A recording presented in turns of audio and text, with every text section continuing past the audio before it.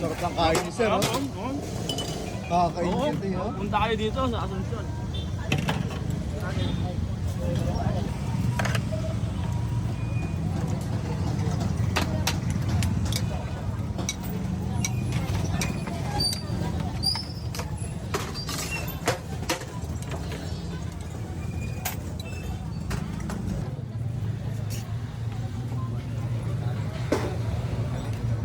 Grabe, tipak-tipak na karne, no? Nagpas 5 oras pala pinakukulan niya, no, sir? Sinasalang ng alas 12. Lalapot ng 4. Marami ng customer mo, sir, dito sa palengke rin, no?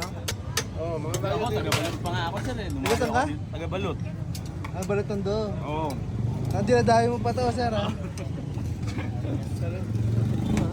Ito yung sikat at pangmasa ng bulaluhan sa Asuncion, Corner Zaragoza sa Tondo, Manila. Nasa palengke sila nakapwesto sa bilihan ng pakwan at pinya. Ang mga presyo may 50, 100, 120 sa buto-buto, 130 sa bulalo at yung pinaka-overload 150. Napakamura. Punong-puno yung mangkok na ibibigay sa'yo. May kasama ng mami yun ha. Anli sabaw na, anli kispa mula kay Kuya Ambet.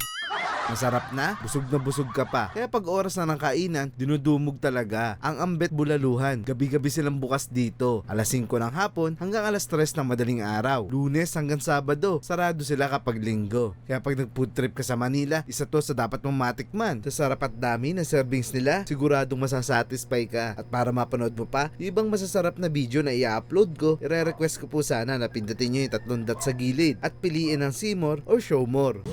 Sabaw pa lang sir. Dalawang kanin na ako. Ano? Sabaw pa na, dalawang kanin, ha? May pa nga sabaw mo. Anli sabaw to, ano? Oo, anli. Anli. Wap. Tignan nyo naman ang itsura niyan. Maraming kanin ka na, sir, ha? Tatlong. Tatlo? Sabaw pa lang, di ba naubos sa karne yan? Suki ka pala rito, sir. Oo. Yung madaling araw, nauubusan nga ako dito eh. Mga Nauubusan launa. ka? Launa, wala na yan sila. At ito yung may-ari na si Kuya Ambet. Halos ilang dekada na pala siya dito nagtitinda. Marami na siyang suki at 2 na yung pwesto niya. Hello, boss. Yeah. Kain niyo po sa Ambet Bulaluhan. Dito lang po sa Asuncion. Sa Asuncion, sa Tondo. Asuncion, Tondo, Zaragoza. Ang landmark nila yung 7-Eleven. Ayan. Ilang taon na itong ano, mamihan mo, sir? 24 na. 24 years. 1999 ako nung isa. 1999? Ang pinaka-special mo rito yung bulalo. Ano oras ka umpisa, sir? 5 to 3 ng hapon. 5 ng hapon hanggang alas 3 ng madaling araw. Hanggang alas 6 madaling araw? Ang bagay dito, walang tulugan ng tao dahil palengke, no? Isang pisto ko doon sa kanto.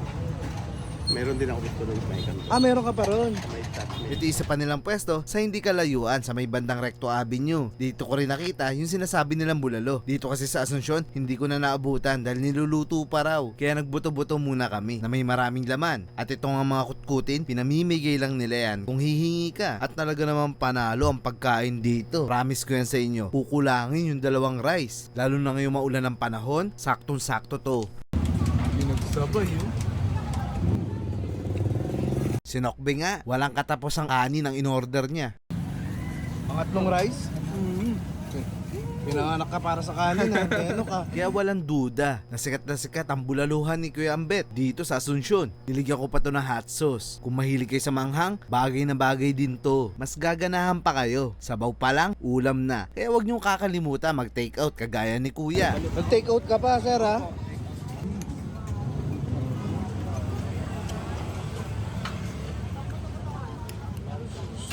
Tuloy-tuloy, ha? Guys, talaga namang bulaluhan sa Asuncion, talaga isa to sa mga dapat napuntahan nyo rito sa Tondo. Ayan, o. Napakalupit ang bulalo rito. Sana isang araw mapuntahan niyo po ito. Maraming salamat. Ingat! Ano masabi mo? 1 to 10? 22. 22. Lumagpas na yun, ha?